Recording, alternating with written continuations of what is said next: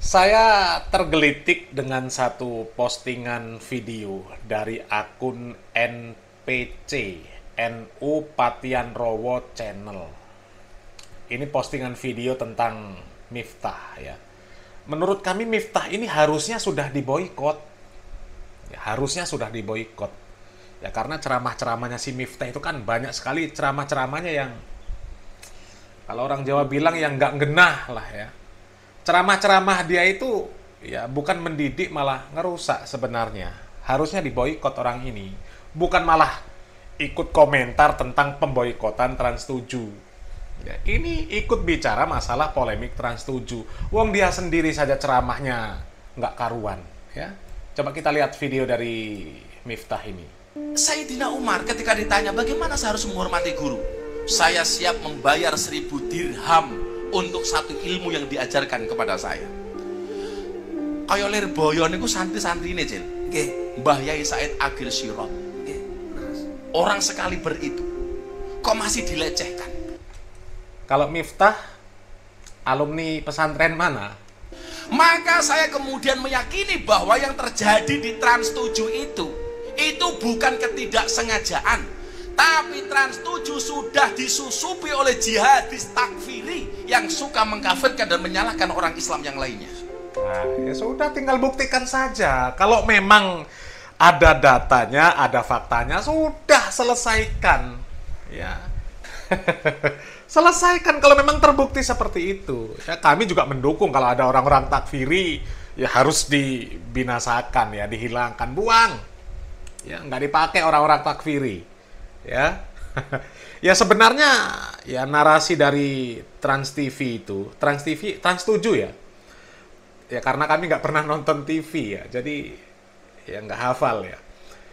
Narasi yang disampaikan di Trans 7 itu kan sebenarnya menjelaskan kejadian yang ada di dalam video, yang ada santri jalan harus ngesot dan sebagainya.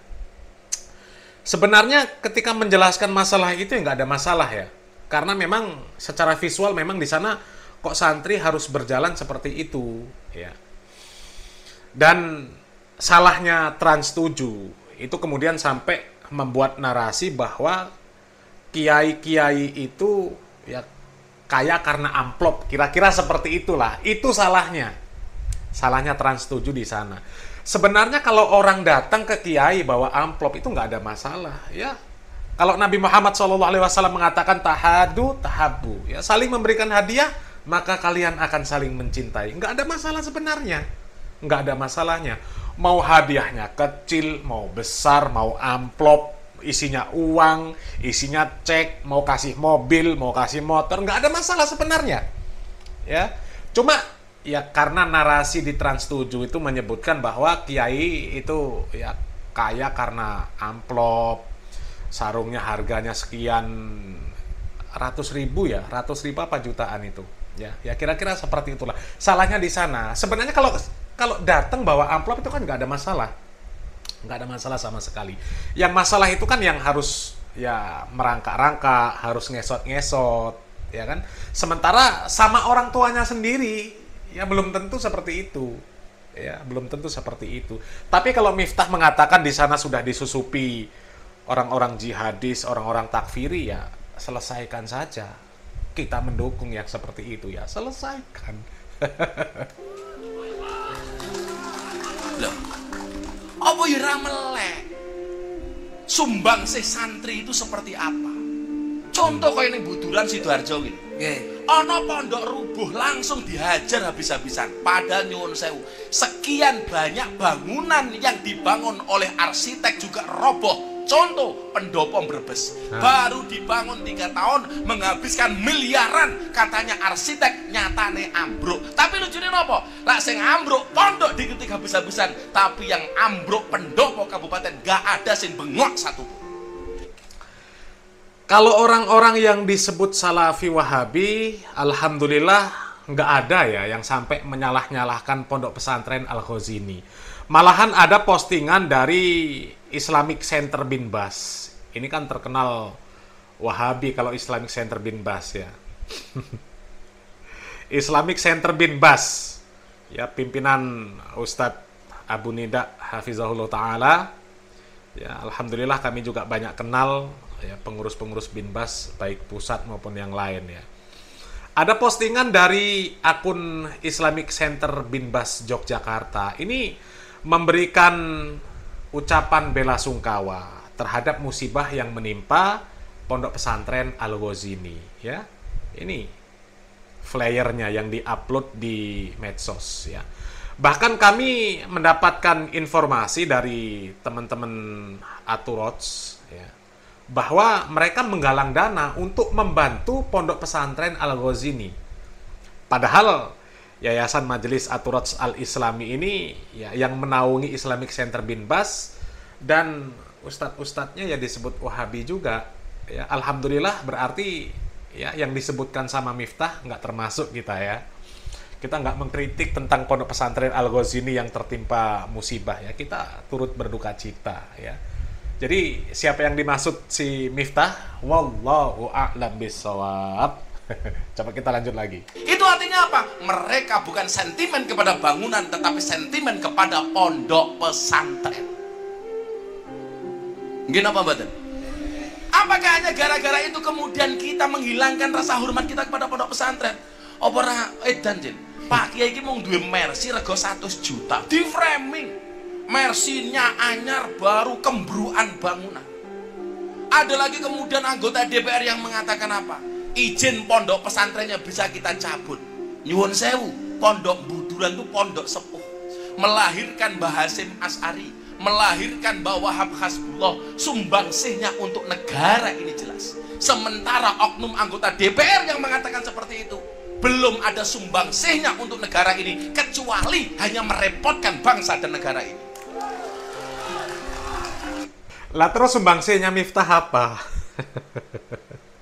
Saya malah inget ya si Miftah ini di roasting sama Kiai Kholwani Berjan ya. Karena buat pondok pesantren namanya ora aji. Ya ora aji tenan. Ya malah disebut sama Pak Kiai Kholwani, ya Miftah ini orang nggak bisa ngaji, baca Quran saja salah-salah. Ya. Lah kalau dia mengkritik anggota DPR itu, ya andilnya apa untuk negara, lah dia andilnya apa? Lah kalau dia membanggakan santri-santri terdahulu, ya kan pepatah Arab sudah mengatakan laisal fata mayakulu kana abi, ya walakin al fata yakulu ha anada. Ya. Jadi seorang pemuda yang hebat itu bukan yang mengatakan bapak-bapak kami, pendahulu-pendahulu kami, ya hebat-hebat, bukan. Tapi inilah kami, itu sumbangsih kami. Lah sementara si Miftah ini, ya ini harusnya diboikot, bukan untuk ceramah, bukan disuruh ceramah, apalagi ngomentari tentang masalah Trans 7. Dia harusnya diboikot, nggak usah ikut memboikot Trans 7 ya. Lah kalau masalah Kiai Anwar ya, Kiai Anwar ya kalau nggak salah namanya, pimpinan Pondok Pesantren Lirboyo, sebentar, pimpinan Ponpes Lirboyo ya, namanya iya Kiai Haji Muhammad Anwar Mashhur ya. Saya pribadi sebenarnya pernah ke Pondok Pesantren Lirboyo, sowan ke kediaman beliau, pernah 2017 karena ada anak dari, saya punya kenalan ya, anaknya dipondokkan ke Lirboyo ya, dan saya diajak sowan ke rumah beliau ini. Saya lihat orangnya memang ya punya karisma yang tinggi ya, orangnya bersahaja lah ya, punya karisma yang tinggi. Mungkin karena kultur pondok pesantren di sana memang seperti itu ya. Memang ya saya melihat santri-santri, pelayan-pelayan di sana ya memang harus yang ngesot seperti itu ya. Tapi memang kultur di sana mungkin seperti itu ya. Kemudian kalau saya lihat orangnya juga ramah, enak. Saya 2017 ke sana. 2017 ke sana. Bahkan saya masuk ke dalam, di dalam pondok pesantren itu di tengah-tengah ada kuburan, ada bangunan, kemudian di dalamnya kuburan dan tempatnya sempit ya gitu ya. Saya sempat masuk ke sana lihat-lihat ya. Kalau dibandingkan dengan adab akhlaknya Miftah ya jauh. Ya, adab akhlaknya Miftah jauh. Kalau seandainya Pak Kiai Haji Muhammad Anwar Masyhur ini mengklaim bahwa itu pendidikan karakter, membentuk adab dan akhlak, kemudian hasilnya seperti beliau, orangnya bersahaja, nggak ngeluarkan kata-kata yang seperti Miftah, kita bisa maklum. Tapi kalau Miftah bicara adab, lawang dia sendiri ceramahnya seperti ini, ya coba kita lihat saja lah. Iki pengajian, Cok. Saya ngapik. Masuk pengajian, hai. Bila wirawiri lah ya nutupi kameraku toh, Cok iki lho. Siapa bilang dokter itu pinter? Dokter itu goblok. Buktinya apa? Setiap orang datang ditanya, kan goblok. Iki tok.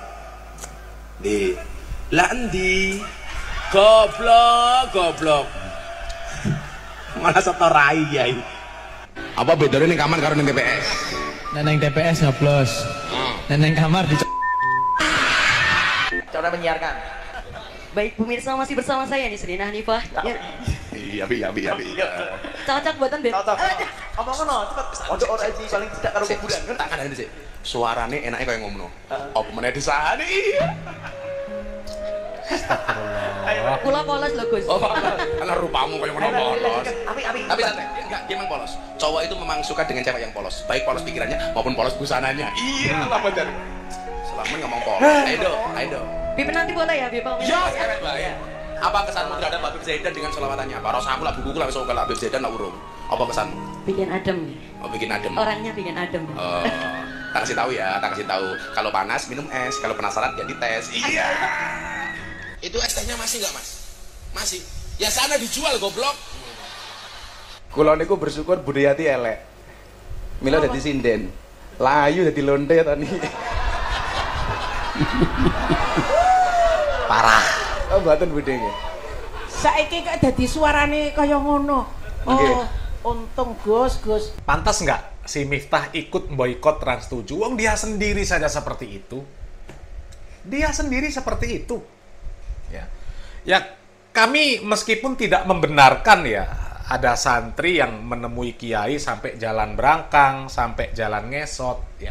Tapi kalau yang melakukan pimpinan pondok pesantren Lirboyo itu ya masih ada lumrahnya, maksudnya hasilnya itu masih mendeng gitu loh. Ya. Kita melihat Pak Kiai Anwarnya sendiri bagus, lembut, nggak seperti Miftah. Lah kalau Miftah mau ngikut-ngikut seperti Kiai Anwar, ya nggak sesuai lah, nggak sesuai. Ya, kalau di pondok pesantren Miftah itu juga sepertinya sampai memperlakukan santri seperti itu, karena viral video dari istrinya si Miftah yang ngasih makanan ke anak-anak itu ya anak-anak ngambil makanannya sambil jongkok-jongkok, berangkang-berangkang lah istilahnya, sampai berangkang-berangkang. Sementara Miftahnya kalau ceramah ya isinya ya kita dengar sendiri tadi. Ya, kira-kira sesuai nggak ajaran adab dan akhlak dengan kelakuan dia? Kan nggak sesuai. Nggak sesuai. Kalau Kiai Anwar Lirboyo masih sesuai. Ya, dia memperlakukan santri dengan sedemikian rupa. Ya, dia sendiri orangnya bersahaja. Saya di sana lupa ya, pernah sampai ikut di majelisnya apa enggak waktu itu ya. Tapi kalau kita lihat dari cara bicaranya, komunikasinya, enggak seperti Miftah. Enggak ada ngeluarkan kata-kata yang seperti kita dengar tadi lah. Naudzubillah min dzalik ya. Artinya kalau Kiai Anwar seperti itu masih ada lumrahnya, meskipun kami nggak setuju ya, Di pondok pesantren yang disebut Wahabi nggak pernah diperlakukan seperti itu, santri itu nggak pernah. Ya, menghormati ya, mereka juga dilatih untuk menghormati orang yang lebih tua, untuk menyayangi yang lebih muda, untuk menghormati orang yang lebih berilmu, lebih guru-guru mereka diperintahkan untuk menghormati, tapi ya sesuai dengan aturan saja, nggak sampai mereka disuruh bungkuk-bungkukkan badan. Kemudian nggak sampai apalagi sampai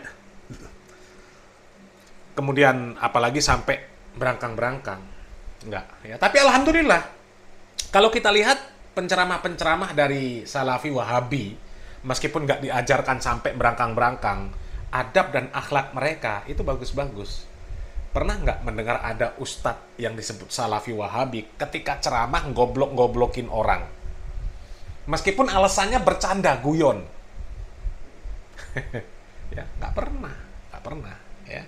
Jadi dari viralnya acara Trans 7, dari ramenya pembahasan masalah ini, ya mudah-mudahan ini bisa membuka wawasan banyak orang, mudah-mudahan menjadi bahan perenungan banyak orang, ya, sehingga mereka ya bisa menyeleksi ya kemana lembaga-lembaga pendidikan yang sesuai untuk putra-putri mereka nantinya, ya.